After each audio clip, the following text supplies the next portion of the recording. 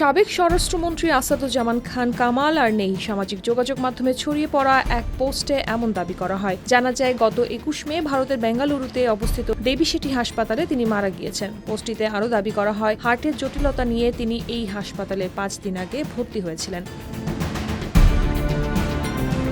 তবে এই দাবিটি সম্পূর্ণ ভিত্তিহীন ও মিথ্যা বলছে রিউমার স্ক্যানার। মৃত্যুর কোনো সরকারি বা বিশ্বস্ত সূত্রে ঘোষণা আসেনি। সাবেক এই মন্ত্রী মারা গেলে তা নিশ্চিতভাবেই আওয়ামী লীগের অফিসিয়াল ওয়েবসাইট, ফেসবুক পেজ বা অন্য অফিসিয়াল চ্যানেলে প্রকাশিত হতো, কিন্তু আওয়ামী লীগের কোনো অফিসিয়াল মাধ্যম থেকে এমন কোনো তথ্য প্রকাশ করা হয়নি।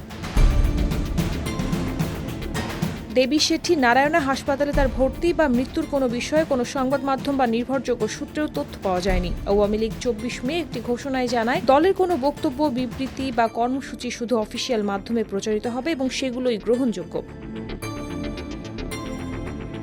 সুতরাং সাবেক স্বরাষ্ট্রমন্ত্রী আসাদুজ্জামান খান কামাল মারা গেছেন এমন গুজব পুরোপুরি ভুয়া এবং বিভ্রান্তিকর। জনগণকে এমন গুজব থেকে সতর্ক থাকার অনুরোধ জানানো যাচ্ছে।